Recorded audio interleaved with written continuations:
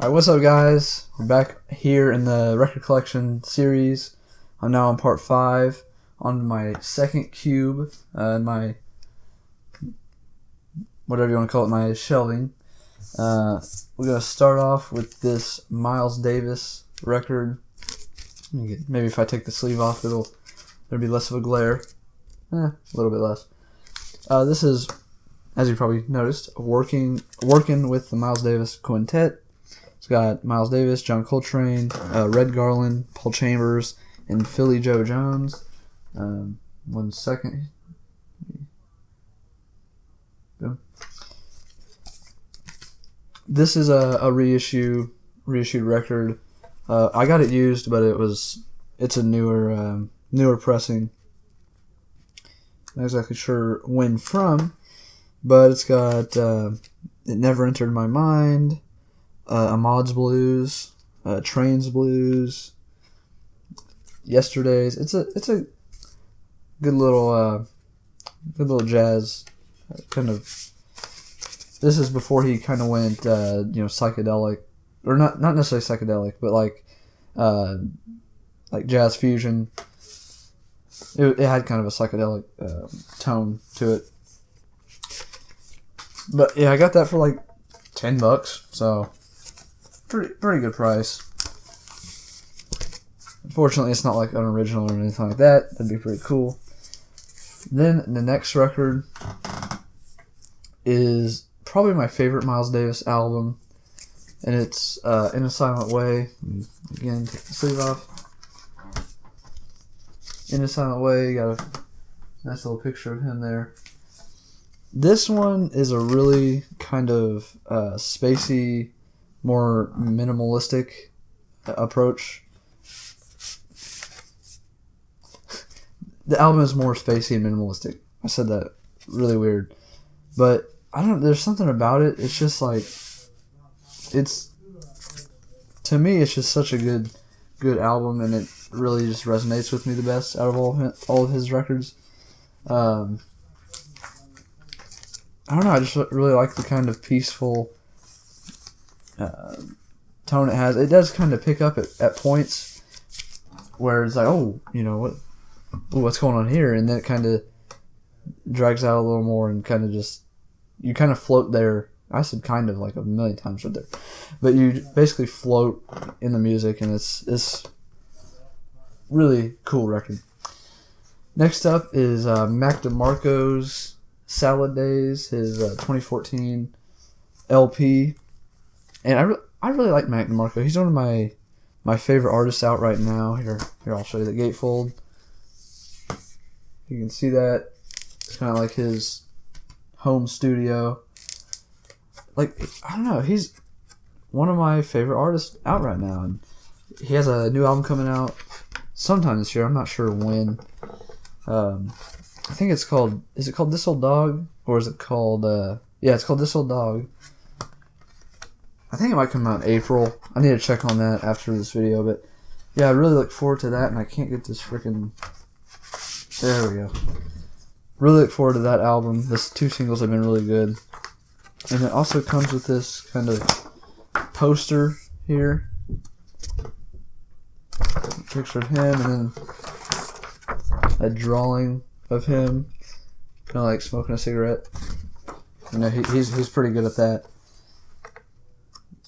But let me get this back in here. It looks like the freaking thing bent in the sleeve, which kind of sucks. But actually, you know what? I'm not gonna bother. I'm just gonna put it over there for now. Next record I'm gonna show is DIIV's newest album from last year. Is Our. This album kind of snuck up on me as well last year, and it still seems like it wasn't last year. It seems like it came out like 2015 for some reason. It doesn't seem like it's that new. It's got these nice minimalistic, sleeves on here. Basically just white with some white text that have black outline around them. It also has these really cool, 2 of them, not just 1, but 2 art books that have like the lyrics in there. It's just kind of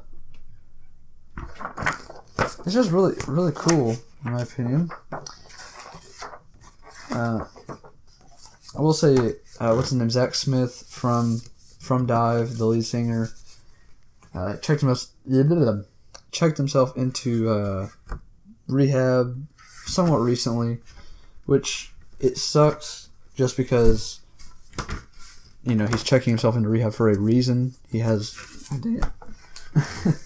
he has a problem, you know. So that kind of sucks, but it is good that he's taking steps to getting over it. He's not just kind of, you know, sticking with it and not caring. So I hope he gets better, and I hope they start, you know, releasing some new music pretty soon. Next up is The Doors' first album, their self-titled album, The Doors. Now, The Doors is another band that basically everyone knows a decent amount about. This is, I believe, considered their best album. The Doors I kind of struggle with because sometimes this is my favorite, sometimes Strange Days is my favorite, and sometimes Waiting for the Sun is my favorite, which that album never gets talked about at all. They talk about all the other ones except for that, good or bad. They talk about the other ones. But yeah, this, I mean, every song is amazing. It's got Break On Through, of course, Soul Kitchen, The Crystal Ship, 20th Century Fox, got Light My Fire, of course, End of the Night, The End, which is one of my favorite songs of all time. Just fantastic music. I mean, I really wish this sleeve didn't come on here like sideways. That's, to me, very weird, and I don't like it. But whatever. I can't do nothing about how they package it. Alright, next up. Oh, now we're on to one of my favorite artists, who I actually have a poster of right in front of me, which obviously you guys can't see. But that is Bob Dylan, the one and only. This one's Free Willin' Bob Dylan, his second album. Came out about 63 or so. It's got songs like Blowin' in the Wind, Girl from North Country, Masters of War. A really good, like... Masters of War is such a good song because you can tell he's so angry at these people, but it's not like an aggressive song. Yeah, it's like, it shows off his... Well, not shows off, but it like shows his real anger and disdain for these people while not being just like irrationally angry, you know. It's got A Hard Rain's Gonna Fall, Don't Think Twice, It's Alright, Talking World War III Blues. I mean, this really, really, really good politically charged record. But yeah, I mean, classic, of course.